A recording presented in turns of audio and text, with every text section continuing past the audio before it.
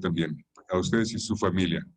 Y entonces me toca a mí presentarles al doctor Francisco Reyes Martínez, médico anestesiólogo, egresado de la Universidad Nacional Autónoma de México, realizó la especialidad de anestesiología en el Hospital General Regional número 25 del Instituto Mexicano del Seguro Social, y además en el Hospital de Especialidades del Centro Médico Nacional de la Raza, y actualmente labora con nosotros en el Sanatorio Durango. Su tema es, el tema es calidad.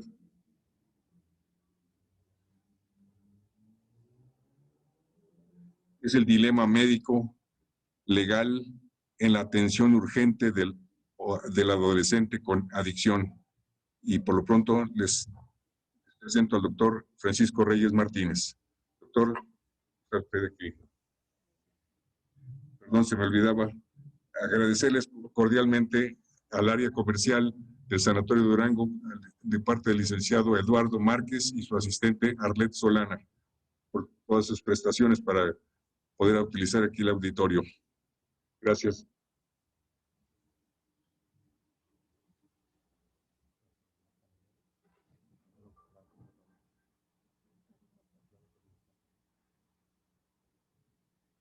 Ya no me cuelgue y se me quede.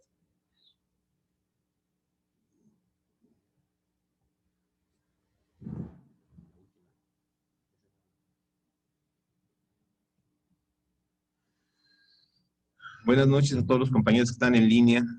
También quiero agradecer la presencia de dos de mis colaboradores para llevar a cabo la presente sesión.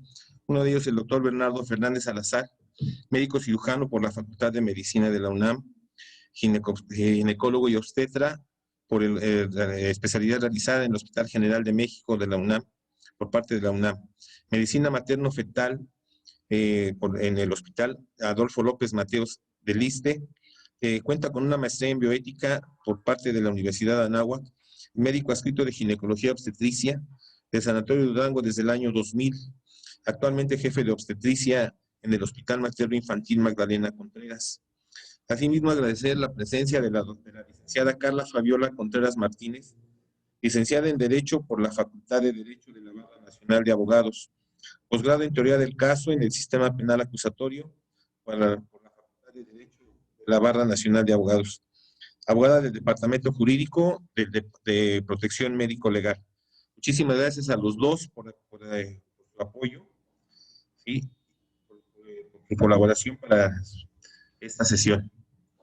Y ¿por qué elegimos este caso? Porque fue una situación que se presentó era una situación urgente, no podíamos negarnos a realizar el procedimiento, ¿sí? En general es una paciente femenina de 17 años de edad que ingresa con diagnóstico de apendicitis aguda. Sus antecedentes heredofamiliares, cuenta con la madre es hipertensa, 56 años de edad, en tratamiento con candesartán, 32 miligramos por día. El papá, 58 años de edad, dislipidemia sin tratamiento médico. De los antecedentes personales no patológicos, es una paciente que vive en medio rural, vive cuenta en la habitación que tiene, es con todos los servicios, y no tiene zoonosis. Sus antecedentes personales patológicos niega en el momento del interrogatorio directo en presencia de la madre, antecedentes quirúrgicos, anestésicos, enfermedades crónico-degenerativas o toxicomanías. Durante la exploración física realizada, la paciente llama la atención la presencia de gerostomía y no encontramos datos de vía aérea difícil. Tenía un Mallampati grado 1, ¿sí? Hiperextensión mayor, hiperextensión sin dificultad. El abdomen, lo que llamaba más la atención era el dolor en la fosa ilíaca derecha. Presentaba el signo de Bagnurne positivo y sus cosedad y los demás que se buscan. Exámenes de laboratorio llaman la atención la presencia de leucocitosis con 18,000 leucos y la presencia de neutrofilia. En el abdomen la TAC lo que reporta es inflamación a nivel del apéndice, con aumento con inflamación de la grasa apendicular, presencia de ganglios linfáticos y líquido libre hacia la corredera. Se realiza la valoración preanestésica, se valora con una paciente ASA 1, ¿sí? U1B, y la cirugía planeada es una apendicectomía por laparoscopía. El plan, anestesia general balanceada. Hasta este momento era la mejor opción, puesto que no sabíamos hasta dónde podía estar de complicado ya el apéndice, puesto que ya había perforación, no sabíamos inclusive si podía estar perforado el colon.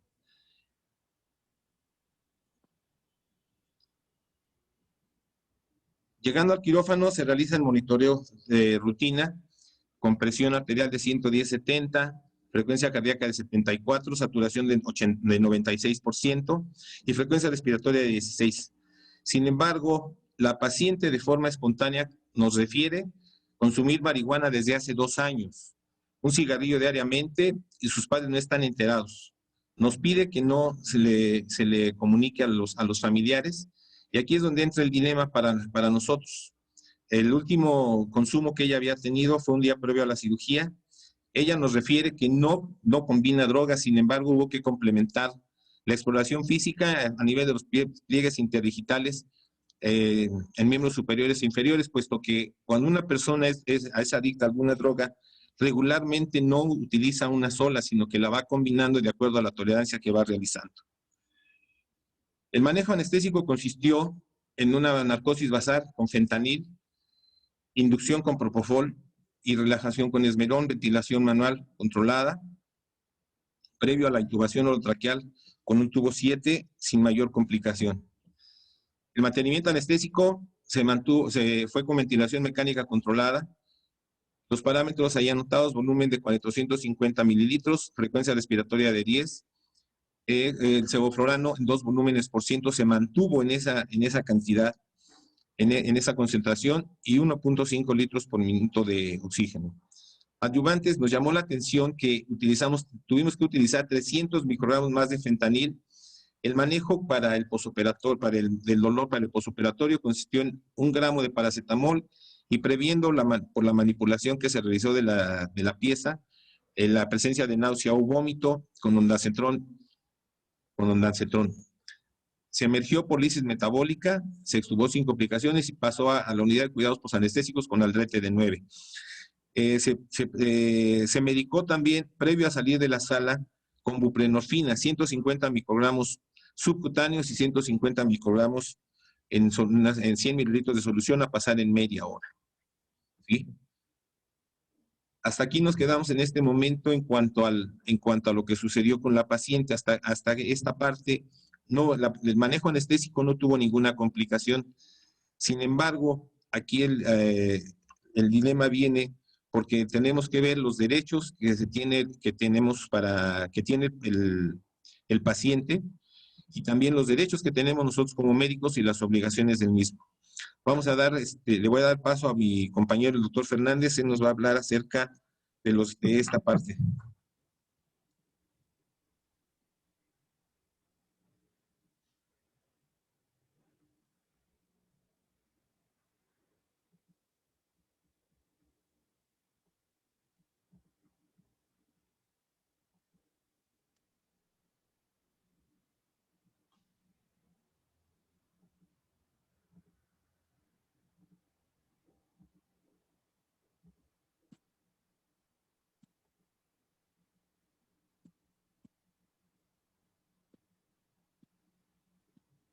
Gracias. Buenas noches. Entonces, vamos a continuar con el manejo, los dilemas bioéticos que implica precisamente la atención de una cirugía urgente en una paciente menor de edad que ante los papás pues niega precisamente algunos antecedentes de importancia que pueden llevar a cabo en la evolución del proceso anestésico y quirúrgico, y que por lo tanto al momento de que se da en el quirófano de que tiene 2 años usando cannabis de forma cotidiana, pues esto implica precisamente riesgos sumados a la propia patología que pueden en un momento dado favorecernos complicaciones y que en cierto sentido, como decía el doctor, el consentimiento informado en cierto sentido queda corto con la información que en un momento dado se proporciona en el quirófano. Básicamente lo que vamos a hacer un recordatorio de lo que es la bioética y su definición más aceptada actualmente es el estudio sistemático de los actos humanos en relación con la vida y la salud, examinados a la luz de los valores y de los principios morales. Y la definición de ética es la ciencia que va a estudiar la moralidad de los actos humanos.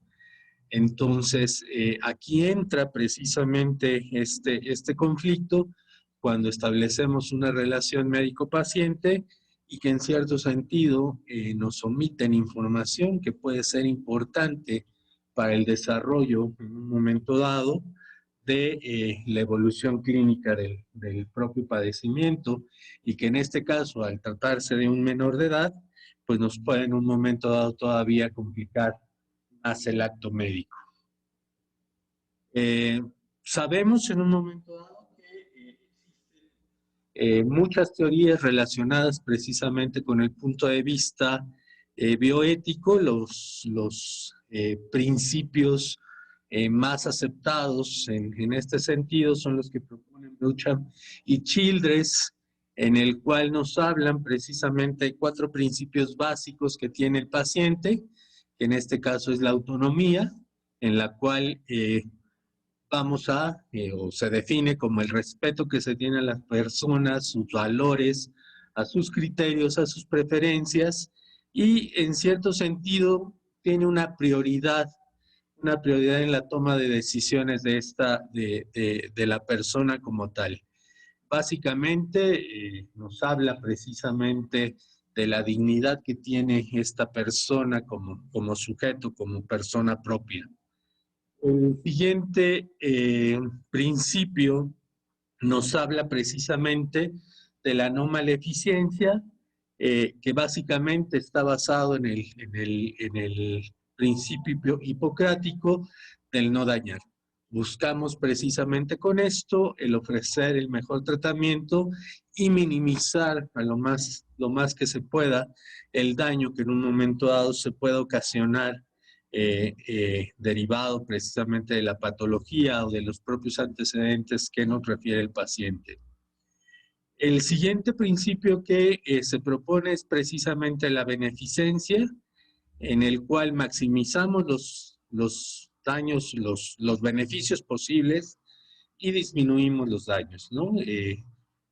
Todas las acciones van a ir encaminadas precisamente para hacer el bien, ¿sí?, hacia el paciente.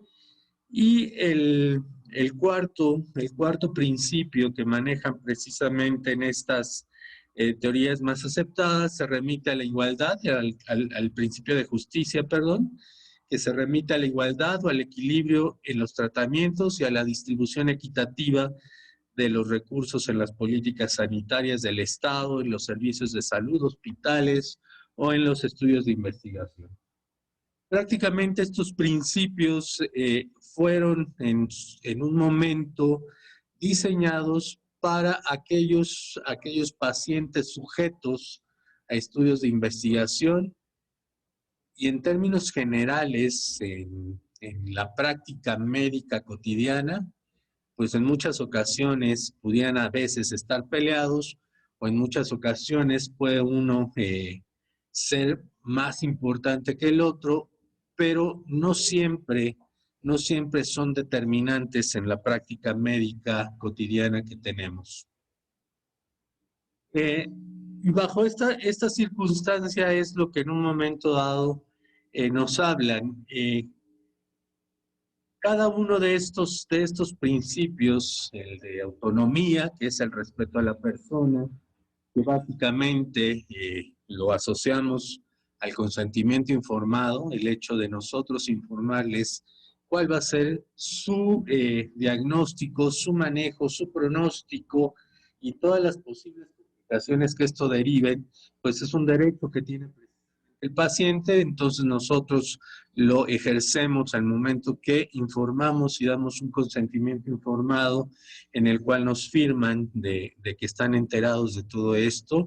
Cuando nosotros en un momento dado ofrecemos el principio de no maleficencia, haciendo precisamente las acciones adecuadas para evitar daños propios de la patología o del paciente que en un momento dado se puedan presentar, los beneficencia y justicia, que ya habíamos hablado de esto.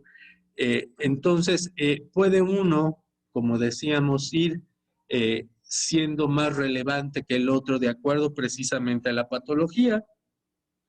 Y en esto hay que tomar en cuenta también lo que en un momento dado Ruy Pérez Tamayo nos dice precisamente en su libro de Ética Médica Laica, que no es lo mismo la ética médica, ¿sí?, que la ética del médico. ¿Qué queremos decir con esto? Las bases establecidas de los tratamientos, de los diagnósticos, de los pronósticos, pues en un momento dado están establecidas. Son reglas que nosotros como médicos tenemos en base precisamente al conocimiento que tenemos y que podemos en un momento dado dar esa información. Pero si en un momento dado, aunque ya están establecidas estas normas, si el propio médico no las sigue, o las viola, o las omite, pues entonces estamos también incurriendo en actos que quizá no precisamente sean éticos. Pero básicamente, como les comentaba, el hecho precisamente de que no haya un principio que sea más importante que el otro, pues entra también con un problema de a cuál le voy a dar precisamente mayor importancia. Y es aquí donde precisamente Diego Gracia, que es un bioeticista español, sí jerarquiza estos 4 principios en 2 niveles. El nivel 1 va a estar caracterizado precisamente por el principio de no maleficencia, el no dañar, y el de justicia, que estos precisamente van a ser exigidos por el derecho, y el nivel 2, que es precisamente el de la autonomía y el de la beneficencia, se van a mover más en la cuestión personal, en la cuestión relación médico-paciente, en la cuestión precisamente de cierta privacidad, y por lo tanto no podría exigirse jurídicamente el cumplimiento de cada uno de estos principios. Entonces, con esto, ¿qué es lo que queremos decir? Pues en cierto sentido, que no es lo mismo estar tratando pacientes menores de edad, ¿sí? En este caso, sí, mis respetos para los pediatras, muy malo para la pediatría, por eso a lo mejor el gineco, pero el poderme yo comunicar personalmente con un bebé o con un niño y que no me pudiera hasta cierto sentido informar claramente qué datos necesito, pues para mí era muy difícil, y por eso mi admiración precisamente para los pediatras. Pero con esta tabla tratamos precisamente de valorar qué principios, qué valores podemos tener para precisamente establecer una relación médico-paciente adecuada con el adolescente. De por sí ya es difícil la adolescencia, de por sí en muchas ocasiones los términos jurídicos son ambiguos en el menor de edad, sí, al igual que aquel paciente que en un momento dado tiene un déficit intelectual, pudiera ser en un momento dado problema para que se pudiera llevar a cabo precisamente esa relación médico-paciente. Entonces nos aconsejan en un momento dado en estudios realizados en adolescentes, que el tener precisamente una autenticidad, una benevolencia, una receptividad, nos pueden ir ayudando, al igual que todos los demás valores que estoy mostrando en pantalla, nos pueden ir ayudando precisamente a tener esta relación médico-paciente y que igual a lo mejor alguna de estas características de confianza favorecieron para que nuestra paciente pudiera haber dicho al momento de estar en quirófano, oiga, tengo este riesgo, ¿no? Entonces, en cierto sentido, tenemos que ir favoreciendo la confianza del paciente para poder en un momento dado tener esta información. Y que precisamente tenemos ciertas características también en la cual se deben de tomar estas decisiones autónomas. En cierto sentido, esta paciente de 17 años, creemos en un momento dado que tenía capacidad de poder valorar y decidir ciertos manejos propios del padecimiento. Entonces tenemos que favorecer que sea en libertad, que sea bien informada, estos procesos o procedimientos médicos que se le va a realizar, que precisamente se demuestre la experiencia del equipo médico, que el entorno sea favorable precisamente para la realización de ese diagnóstico y tratamiento, por lo tanto valorar la capacidad de elección que pudiera tener precisamente ese adolescente. Entonces, nos proponen este algoritmo en el cual, en base al menor, podemos ir tomando ciertas decisiones en base al consentimiento informado. Básicamente, tenemos que valorar el criterio objetivo, que en este caso es la edad. No es lo mismo un menor de 5 años que a lo mejor la adolescente de 17 años, como fue el caso, y que precisamente esto nos va a ir dando la pauta de elección en el cual podemos ir valorando si tiene la capacidad o no de tomar esas decisiones y de ir valorando los posibles procesos anestésicos o quirúrgicos que se pueden ir dando, ¿no? Si son menores de edad, definitivamente el consentimiento informado, si son menores de 12 años, el consentimiento informado debe ser dado por los padres, debe ser dado el visto bueno por los padres. Nos hablan precisamente que entre los 12 y los 16 años tiene que haber una representación, una representación de los padres, pero ya tomando en cuenta ciertas decisiones que pudiera a lo mejor emitir el menor de edad. Sí, y que si en un momento dado encontramos esos criterios subjetivos de madurez, pues en cierto sentido podemos decir que el menor de edad podría dar el consentimiento sobre el manejo que en un momento dado se puede. Y es que tenemos esa adecuada certeza de que pueda ser consciente de esta madurez. ¿Sí? Si son de 16 años o más, definitivamente el consentimiento informado, sí, pudiera estar tomado en cierto sentido por el mismo menor, por algunas decisiones sanitarias, el criterio del facultativo pudiera estar también inmiscuido, sí, y de ahí precisamente tomar las decisiones.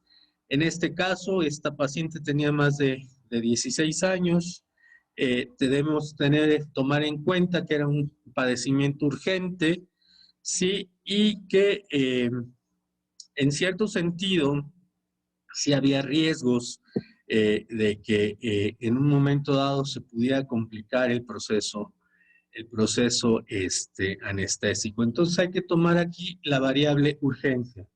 Si la urgencia en un momento dado es inminente y puede poner ese riesgo en la persona del adolescente, pues entonces definitivamente hay que actuar. ¿Sí? Si el padecimiento no es urgente, entonces aquí la autonomía puede pasar a un segundo plano y entonces sí darle información a los padres, hablar precisamente de las posibles complicaciones que en un momento dado pueda tener, ¿sí?, esta adicción, y entonces sí realizar el consentimiento informado en base precisamente a los riesgos que en ese momento están surgiendo. Pero hablamos precisamente de un acto urgente o de un acto que no es urgente, de un acto programado. Entonces hay que tomar en cuenta esa cuestión. Y precisamente les muestro el artículo en donde tomamos estas tablas en las cuales precisamente ellos abordan, tienen estos casos y abordan este tipo de acciones precisamente para el diagnóstico y tratamiento de los padecimientos. Entonces, les dejo la bibliografía, precisamente por si alguien está interesado en revisarlo. Entonces, básicamente, con respecto entonces a este dilema, el principio de autonomía exige el respeto de la capacidad de decisión de las personas y el derecho a que se respete su voluntad.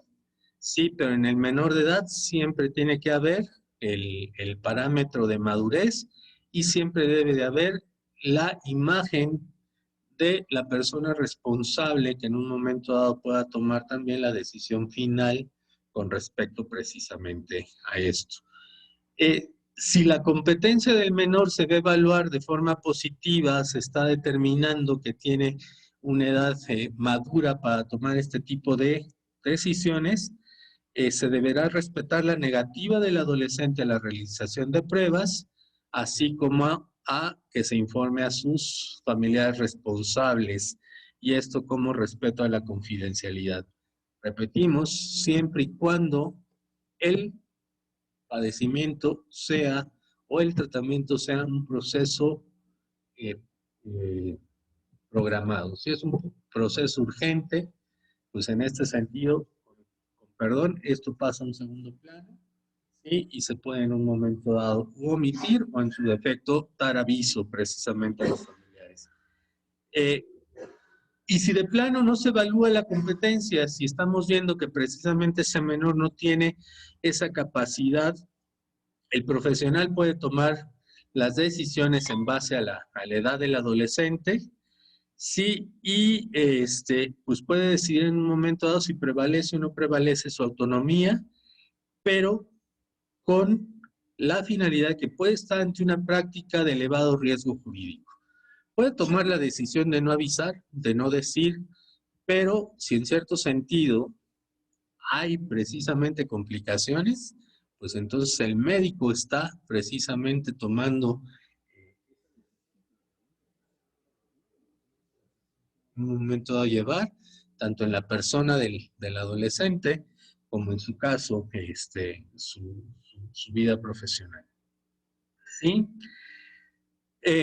Por lo tanto, sí, volvemos o vamos a terminar precisamente con esta situación. Sí, se puede respetar la autonomía del adolescente siempre y cuando, ¿sí?, se puede en un momento dado llevar a cabo un proceso programado, ¿sí?, con conscientes precisamente de que sus adicciones pueden llevar a ciertas consecuencias, pero que si en un momento dado desde el anestesiólogo va programado, ¿sí?, y puede en un momento dado solventar esas dificultades que conlleve esto, pues se puede dar a juicio del profesional la posibilidad en un momento dado de respetar esta autonomía. Pero si definitivamente es una urgencia, la autonomía del adolescente sí pasa a un segundo plano y se tiene en un momento dado que favorecer el aviso, ¿sí?, a los familiares responsables o al tutor o a la persona que esté como responsable legal, precisamente para favorecer que no se den esos riesgos jurídicos que pudiera llevar a cabo el tratamiento tanto para el adolescente como el médico que lo está administrando. ¿Sí? Entonces con esto termino. ¿Sí? No sé quién sigue.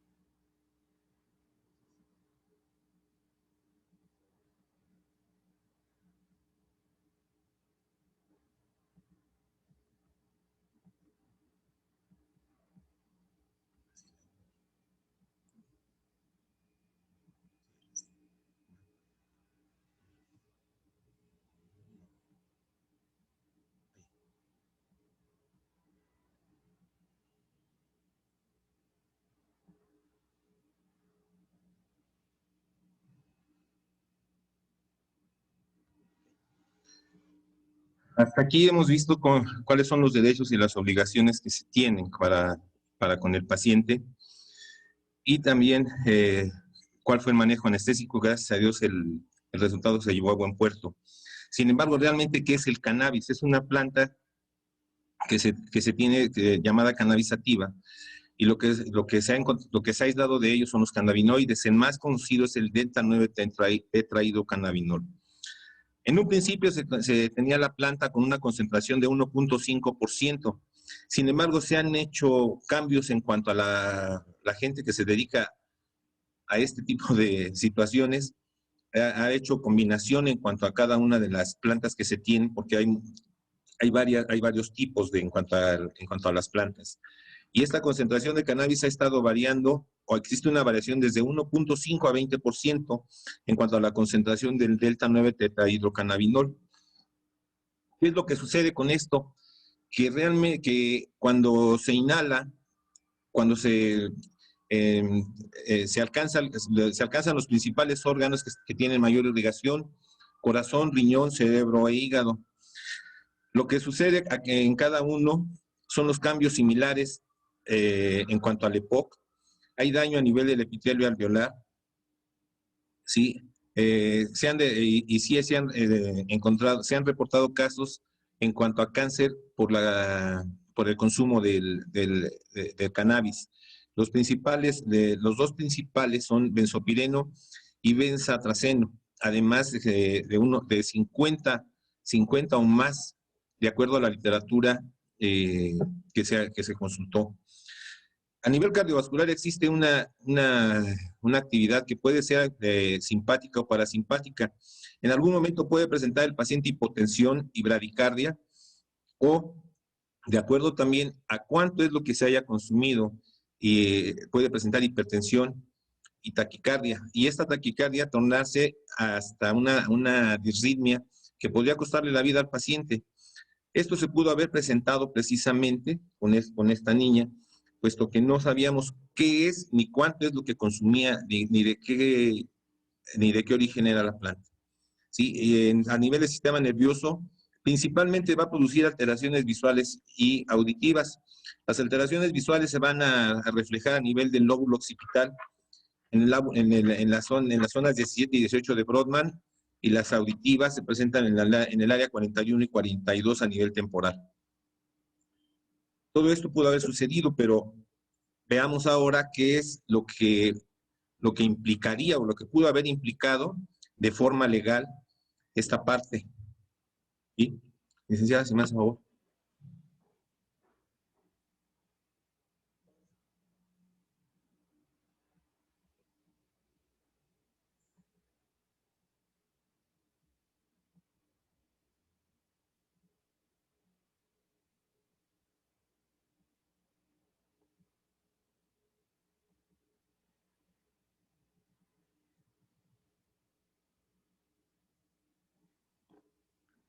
Muchas gracias.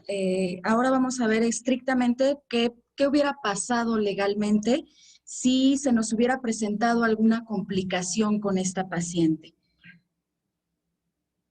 Bueno, les voy a hablar un poquito primero de cuál es la normatividad que como médicos anestesiólogos ustedes están obligados a poder revisar en la atención médica de cualquier paciente. De inicio, y ustedes lo saben, hay una norma oficial mexicana que es la que les muestro en la diapositiva, la NOM 006 SSA3 del 2011, para la práctica de la anestesiología. Esta norma oficial mexicana nos va a decir cuáles son los parámetros justamente para que ustedes hagan esta práctica. El médico responsable de aplicar la anestesia tiene la libertad de elegir cuál será la técnica anestésica y los procedimientos, determinando evidentemente el estado físico de su paciente y evaluando el riesgo. En el caso en concreto, nos enfrentamos ante la situación de que la paciente, cuando se encuentra frente a los padres, omite información de suma importancia. ¿Qué hubiera pasado si la paciente no se sincera con nuestro médico y no refiere? Bueno, pues evidentemente hubiera caído a lo mejor en alguno de los riesgos por la complicación y la aplicación de esta anestesia. Riesgos que incluso hubieran tenido un final fatal para con esta paciente. Entonces, se debe analizar como profesional de la salud el expediente clínico para conocer su historial médico, interrogar y realizar un examen físico para evaluar el riesgo. Afortunadamente, la paciente tuvo, digamos, la confianza, generó esta confianza el médico con su paciente para que antes de realizar el acto anestésico, le manifestó del consumo de esta toxicomanía y entonces el médico tuvo la oportunidad de poder realizar las modificaciones necesarias en los medicamentos y tratar de disminuir los riesgos, porque lo que es un hecho es que la medicina no es exacta y el riesgo siempre prevalece. Y realizar el consentimiento informado. Aquí retomo un poquito lo que veíamos ahorita que platicábamos lo de bioética y efectivamente, cuando se trata de un paciente que se encuentra en una urgencia, definitivamente prevalece la misma. No hay forma. Tenemos que atender la urgencia del paciente y el procedimiento anestésico y quirúrgico deben continuar. Si estuviéramos hablando de un paciente que no corre el riesgo y que se puede retrasar un poco el procedimiento, digamos unos minutos, bueno, en esa situación sí prevalece la obligación del médico de poder cancelar por unos minutos este procedimiento, salir y platicar con los padres, que son los representantes legales del menor, sobre la situación que estaba pasando. ¿Por qué? Porque el hecho de que la paciente consume marihuana, pues sí aumenta el riesgo en la aplicación anestésica y por lo tanto también en la cirugía. Entonces, en esa situación, si fuera un evento programado o si fuera una situación que se pudiera diferir unos minutos, pues el médico sí tiene la obligación legal de salir e informar esta situación a los padres. ¿Para qué? Para que entonces se actualice el consentimiento informado con los nuevos riesgos que esta toxicomanía implican para el procedimiento anestésico. Y de esa forma se obtenga el consentimiento de los representantes legales del menor. El consentimiento informado como tal es un derecho inherente de los pacientes y como nos lo menciona la Suprema Corte, el médico está obligado a informarle a su paciente de los riesgos y beneficios del procedimiento quirúrgico, tratamiento médico o procedimiento anestésico. En caso de no hacerlo, si el paciente presenta una complicación, puede demandar una indemnización por daño moral. Esa es literal el criterio de la Suprema Corte y que se utiliza en todos los tribunales de México para poder partir de un análisis de un procedimiento médico legal. Entonces, si no existe un consentimiento informado completo, correcto y firmado por los padres del menor, en el caso en concreto que estamos poniendo sobre la mesa, pues definitivamente estaríamos ante una situación o un procedimiento legal que sería difícil de defender en los tribunales para el médico que haya aplicado el procedimiento. ¿A qué me refiero con un consentimiento informado completo? Y esto nos lo refiere la norma 004 del expediente clínico. Debe contener el nombre de la institución, el título como tal de consentimiento informado, el lugar y la fecha en que se emite, cuál es el acto que se autoriza, los riesgos y beneficios del acto que están autorizando, el nombre completo y firma del paciente o, en su caso, nombre completo y firma del familiar más cercano en vínculo que se encuentre presente, tutor o representante legal.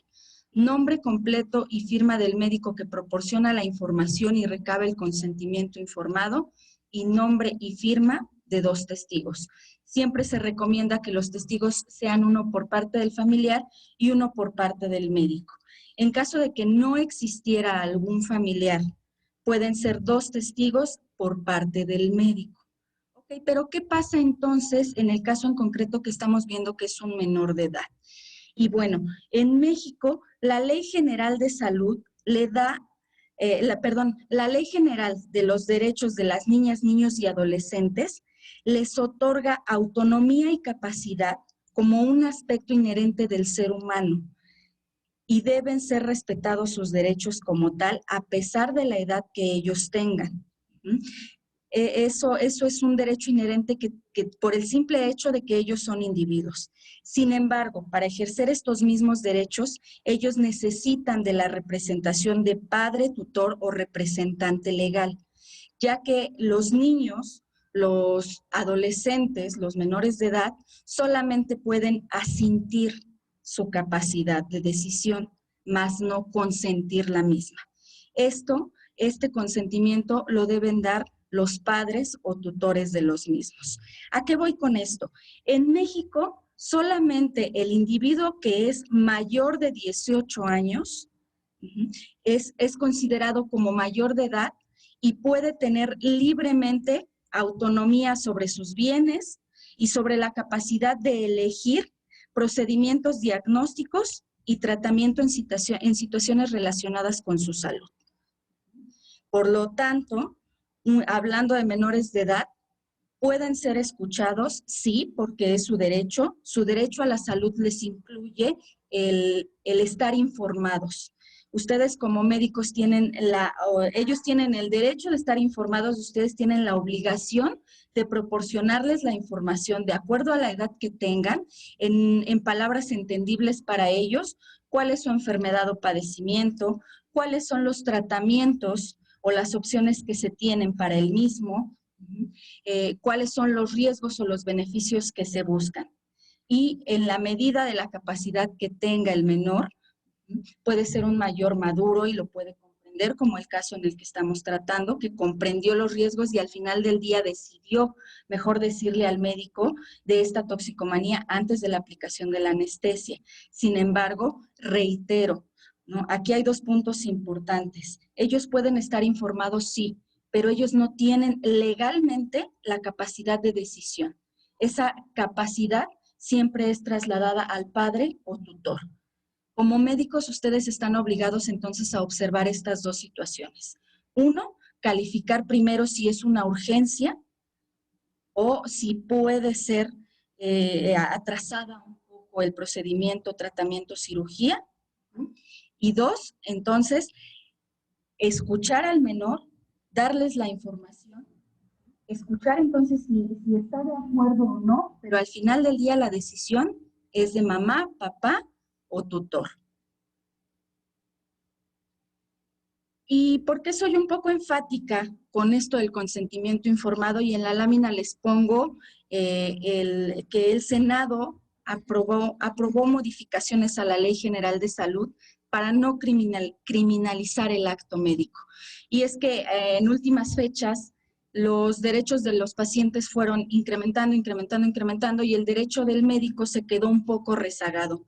Este es un gran paso que vamos a dar legalmente con esta reforma. Ya están aprobadas, todavía no está vigente, pero prácticamente lo único que estamos esperando es que Cámara de Diputados haga las modificaciones que Cámara de Senadores le solicita para que sean publicadas y esto sea un hecho. ¿Qué es lo que se avaló con esta reforma?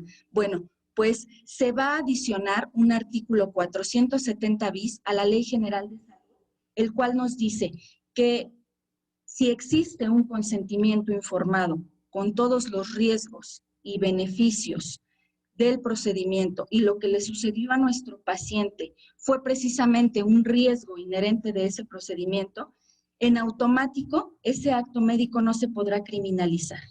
Ahí va a terminar nuestro procedimiento legal en materia penal. Entonces, esta es la importancia de que ustedes recaben el consentimiento informado.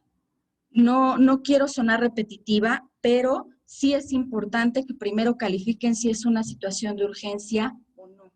Entonces, esto nos remite a otro artículo que ya está vigente de la Ley General de Salud, que es el 50 bis 2, que nos dice, En situaciones en las que una persona no pueda dar su consentimiento para un tratamiento en un momento específico y que no exista documento de voluntad anticipada, o se encuentre en tal estado o el tratamiento y su vida corra demasiado riesgo, si este tratamiento no se administra de inmediato, entonces el consentimiento informado, ustedes tienen que atender la urgencia. ¿Y qué es lo que se debe de hacer? Bueno, pues entonces se deja constancia en el expediente clínico, otorgando un informe justificado a los comités de ética y en caso de ser necesario, dando aviso a la autoridad judicial competente.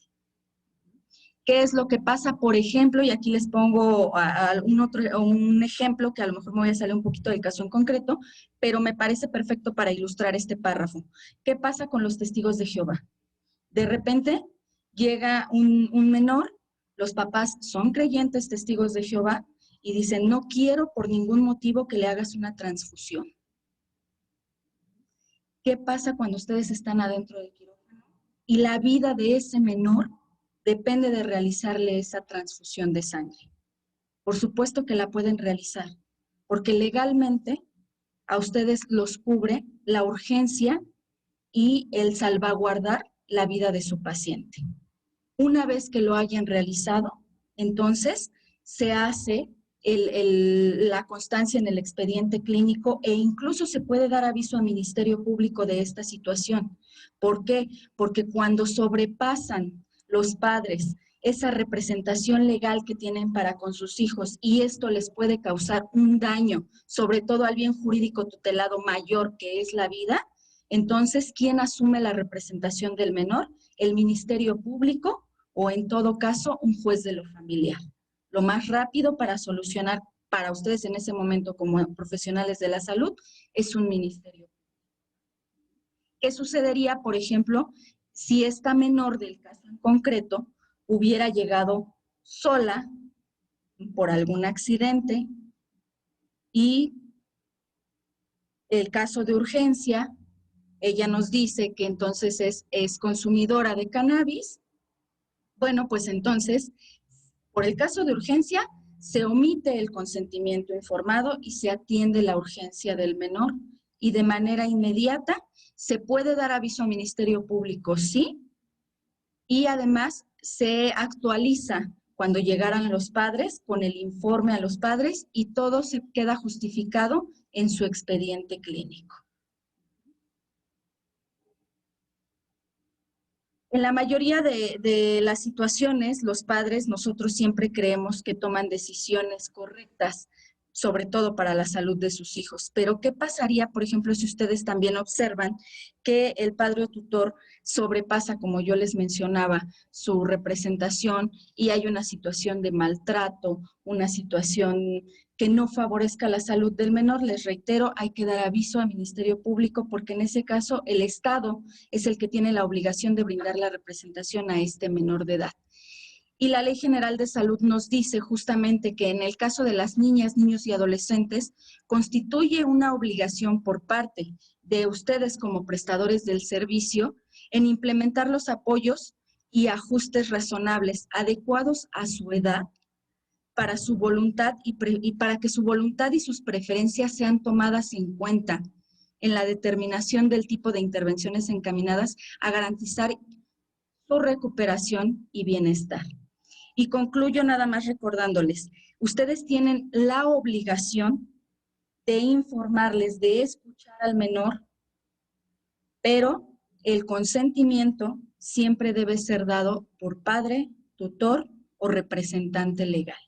¿Qué pasa si llega un menor y me dice, doctor, pero es que yo ya estoy emancipado, yo ya vivo en pareja, en unión libre, y mi pareja también tiene 17 años, vámonos a este caso.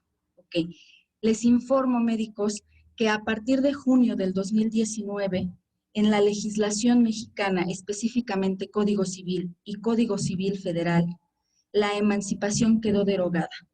Ya no existe emancipación para menores de edad y tampoco existe el matrimonio para menores de edad. Entonces, si el menor de edad ya no vive con papás por la situación familiar muy personal de cada uno de ellos, sí es necesario, ya no existe la emancipación y es necesario que acuda un familiar mayor de edad, familiar directo, que les otorgue el consentimiento informado para el acto quirúrgico que ustedes quieran realizar. Les agradezco mucho su atención.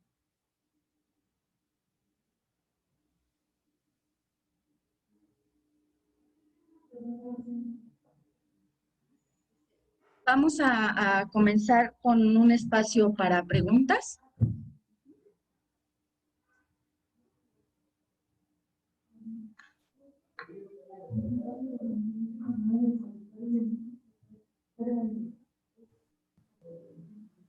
Ok, de acuerdo, y si nos vamos a la Ley General de Salud y a la norma del expediente clínico, la 004 nos dice que todo procedimiento invasivo, aunque sea mínimo, de mínima invasión, debe tener un consentimiento informado.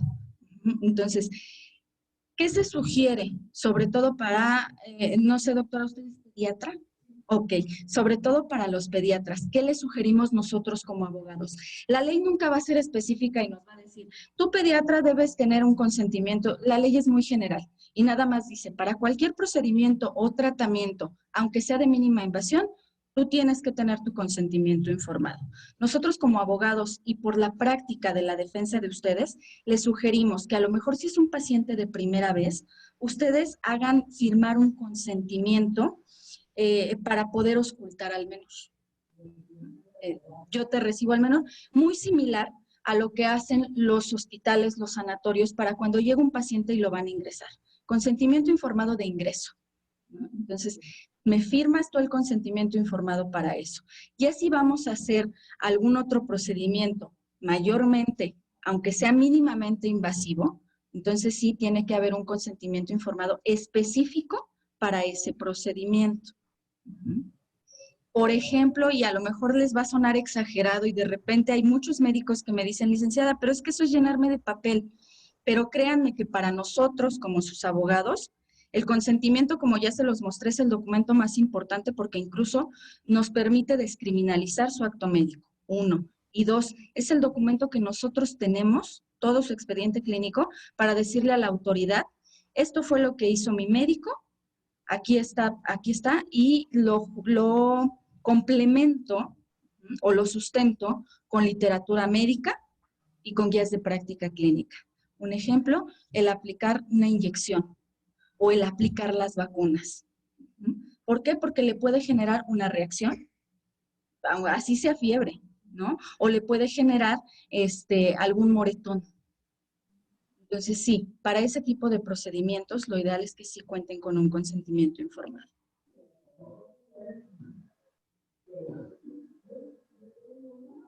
No sé si alguien más tenga alguna pregunta o quienes nos acompañan en línea.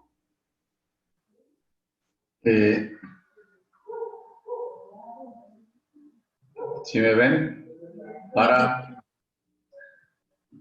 Bueno. Doctor, dígame, estoy a sus órdenes. Aquí, bueno, muchas gracias por la participación y recordarnos. Y yo aquí veo dos situaciones en este caso. Uno, hubo consentimiento informado. Firmaron los padres. De acuerdo a lo que presentó el doctor, hubo consentimiento. Ahora, usted comentó que el médico, una vez que estaba controlado, el anestesiólogo tenía el derecho de decirles a los padres. Bueno, yo cambiaría la palabra. Tiene la obligación de decirle a los padres, no el derecho. O sea, porque sí, todo para allá y nada para acá. Si hay algún incidente porque no me dieron la información completa, me la ocultaron, yo como médico, ¿con qué me protejo? Sí, hubo un consentimiento informado, pero es irreal, porque no nos dieron toda la información. Entonces, a la hora que yo tengo la información, yo creo que no tengo el derecho, tengo la obligación de modificarlo. No sé si tengo correcto. Claro, doctor. Recuerde que lo mencionábamos en el transcurso de la plática.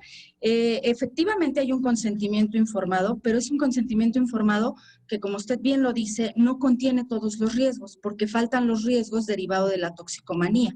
Ahora bien, lo primero que hay que observar, y como lo mencionábamos, es el caso de urgencia.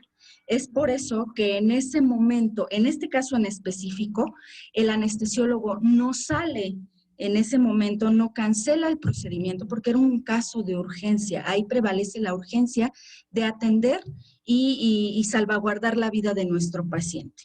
Una vez terminado el procedimiento y atendido a nuestro paciente, entonces sí, como bien lo dice, está la obligación y el derecho de los padres de estar informados de la situación que pasó. Ahí sí, entonces, ¿sabes qué? Te informo, papá y mamá, que se modificó o fue necesario aplicar otro tipo de medicamento del que yo te había informado. ¿Por qué? Porque existe una toxicomanía o el paciente nos manifestó en quirófano que consume cannabis. Oiga, doctor, oiga, licenciada, pero ¿no se estaría violentando ahí la privacidad del menor? Recuerden lo que mencionamos durante la plática. El derecho del menor es a ser escuchado y a manifestar su voluntad, pero jamás lo vamos a transgredir. ¿Por qué? Porque estamos dando información, estamos en la obligación de dar información a los padres o tutores, porque de ellos es la responsabilidad de las decisiones que se toman en salud de ese menor.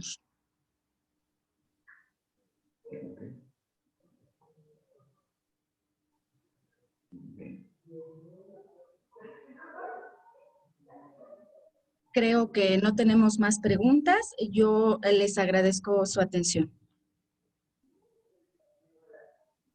Entonces estamos agradecidos por las excelentes ponencias de nuestros invitados a realizarla. Y pues nada, les agradecemos y creo que tenemos una recomendación, o más bien más que recomendación. El doctor quizás quiera hablar, doctor Sanginés. Buenas noches.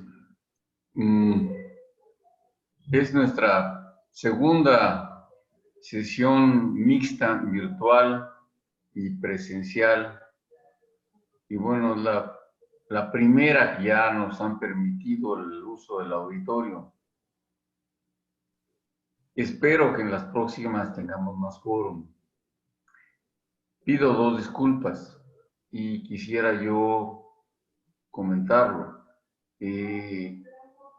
Como presidente yo no pude estar desgraciadamente por un problema notarial acá cerca de Jalapa, que me pusieron la fecha, tenía yo que venir a hacer unos trámites notariales.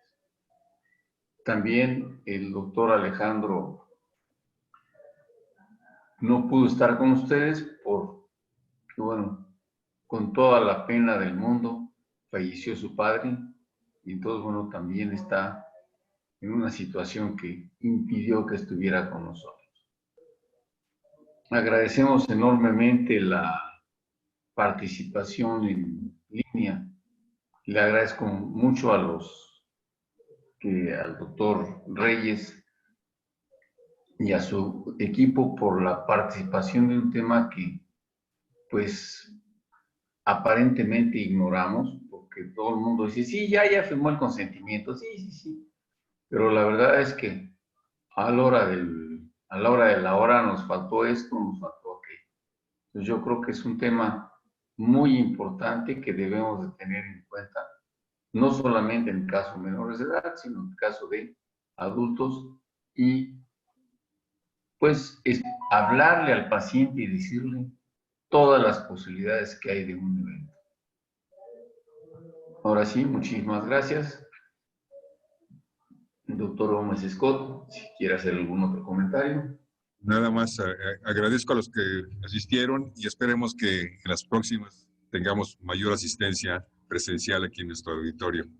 Gracias y muy buenas noches para todos por su asistencia. Buenas noches. Adiós.